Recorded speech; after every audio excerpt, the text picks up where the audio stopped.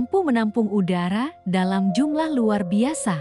Ginjalnya memberikan kekuatan besar pada tubuh, membuatnya mampu mempertahankan kondisi puncak dalam waktu lama. 5 organ dalam dan 6 organ tubuhnya juga selaras dengan 5 elemen dan 6 arah. Semua bagian tubuhnya menyatu sempurna dengan harta surgawinya. Matanya seperti matahari dan bulan.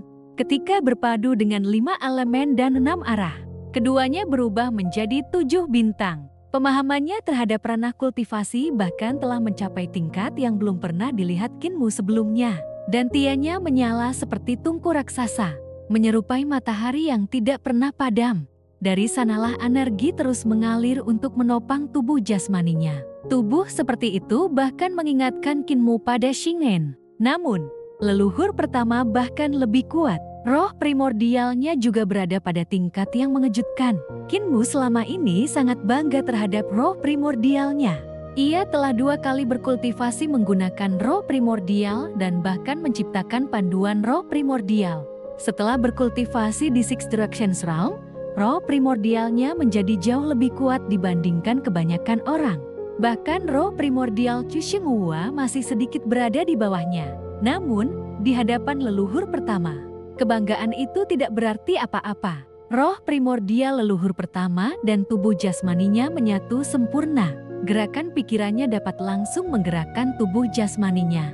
Kehendaknya berubah menjadi seni surgawi ki vital. Tubuh, roh, dan kehendaknya bekerja sebagai satu kesatuan. Karena itulah serangannya begitu cepat. Kinmu hampir tidak mampu mengikutinya. Serangan leluhur pertama datang seperti badai tanpa akhir. Tubuh jasmani, seni surgawi, roh primordial, dan kehendaknya telah menyatu sempurna. Ia adalah seorang praktisi seni surgawi yang benar-benar sempurna. Sosok pemuda yang layak disebut sebagai dewa sejati. Namun, makhluk sekuat ini pernah menjadi pembelot ketika bencana dan perang melanda pada akhir era Kaisar Pendiri. Jika bahkan seseorang seperti leluhur pertama yang hampir tidak memiliki kelemahan, memilih untuk melarikan diri karena takut mati bersama rekan-rekannya. Lalu seberapa mengerikan sebenarnya musuh yang mereka hadapi? Kinmu terengah-engah, berhenti merobek buku. Namun leluhur pertama tidak menghiraukannya. Ia terus merobek buku-buku peninggalan leluhur ketiga hingga menjadi serpihan. Apa gunanya menyimpan semua ini? Orang-orang yang menulis buku-buku ini sudah gagal. Buku mereka juga tidak berguna. Mereka hanya memenuhi ruangan. Ia berjalan menuju rak buku leluhur kedua dan mengambil sebuah buku. Mereka menganggap surga tinggi sebagai musuh.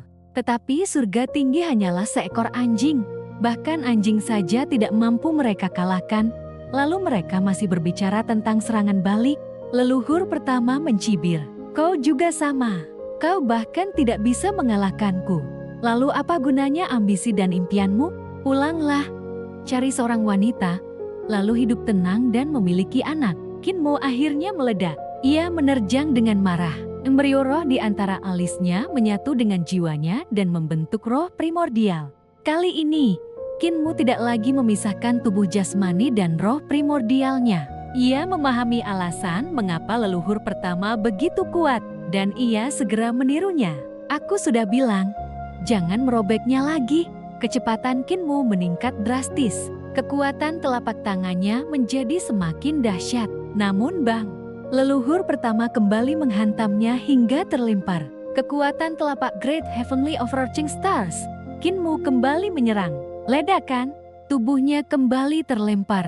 Bang, bang, bang. Suara benturan keras terus bergema dari Hall of Human Emperors. Pertarungan berlangsung sengit, tetapi Kinmu terus berada dalam posisi tertekan. Setelah beberapa waktu, suara benturan akhirnya berhenti. Leluhur pertama memandang Kinmu yang sedang berusaha bangkit. Ia menggelengkan kepala. Kau masih belum menyerah? Kinmu berdiri dengan susah payah. Leluhur pertama berkata, kau berbeda dari para kaisar manusia sebelumnya. Mereka dibohongi oleh guru mereka dan tidak memiliki pilihan selain menjadi kaisar manusia. Jika mereka mendapat izin dariku untuk melepaskan gelar itu, mereka pasti akan sangat gembira. Ia menatap Kinmu. Tapi bagaimana denganmu? Kau juga dibohongi, bukan? Kinmu menyeka darah dari sudut bibirnya. Kepala desa tidak pernah membohongiku. Ia menarik napas panjang. Dia sudah mengatakan kepadaku bahwa menjadi kasar manusia tidak membawa keuntungan. Sebaliknya, aku mungkin akan dikejar banyak orang dan hidup dalam bahaya setiap saat. Leluhur pertama tampak bingung. Lalu kenapa kau masih berdiri? Mengapa tidak menyerah? Mengapa melakukan sesuatu yang tidak menguntungkanmu? Kinmu tersenyum. Giginya sudah merah oleh darah. Kalau tidak ada seorang pun yang mau melakukannya, bukankah berarti tidak akan ada harapan selamanya? Ia menatap leluhur pertama dengan tegas. Kalau kau tidak ingin melakukannya, mengapa kau tidak membiarkanku melakukannya? Karena kau bodoh. Leluhur pertama kembali menyerang. Setiap pukulannya lebih berat daripada sebelumnya. Kau adalah orang bodoh yang tidak tahu kapan harus menyerah. Serangannya menghujani Kinmu seperti badai. Kau hanya akan kehilangan nyawamu. Di masa depan akan ada banyak musuh sepertiku. Jika sekarang saja kau tidak mampu melawanku, bagaimana kau akan menghadapi mereka? Kegagalan kami tidak seharusnya menjadi beban generasi berikutnya. Menyerahlah, ledakan. Sebuah pukulan menghantam kepala Kinmu dan membuatnya terhuyung. Serangan leluhur pertama terus berdatangan. Setiap pukulan seberat gunung dan setajam pedang. Menyerah, menyerah. Lebih baik menyerah sekarang. Kinmu akhirnya terlempar keluar dari Hall of Human Emperors. Saat ia mencoba bangkit, leluhur pertama sudah berada di hadapannya. Ia menyatukan mudra langit dan bumi, lalu menghantam Kinmu sekali lagi. Kinmu terjatuh di antara dua gundukan pemakaman.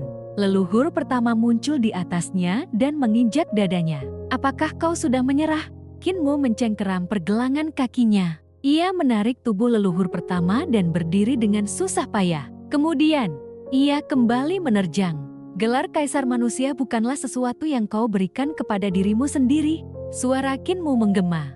Gelar itu diberikan oleh semua ras. Ia mengepalkan tangan. Kau tidak berhak mengambilnya kembali. Leluhur pertama menatapnya dengan dingin. Kaisar manusia itu hanyalah sebuah ilusi. Ia mengulurkan tangan dan mencengkeram leher Kinmu, lalu mengangkatnya ke udara. Biarkan aku menghancurkan ilusi di dalam hatimu. Kinmu meraih tangan itu dengan kedua tangannya. Tubuhnya bergerak seperti ular piton besar, berusaha membalikkan posisi. Namun, leluhur pertama kembali menghempaskannya. Bang! Tubuh Kinmu terlempar dan jatuh ke tanah. Leluhur pertama kemudian berjalan menuju sebuah pondok jerami. Ia mencibir. Orang-orang tidak berguna inilah yang menciptakan ilusi bahwa seorang kaisar manusia harus berkorban dan berjuang demi rakyat.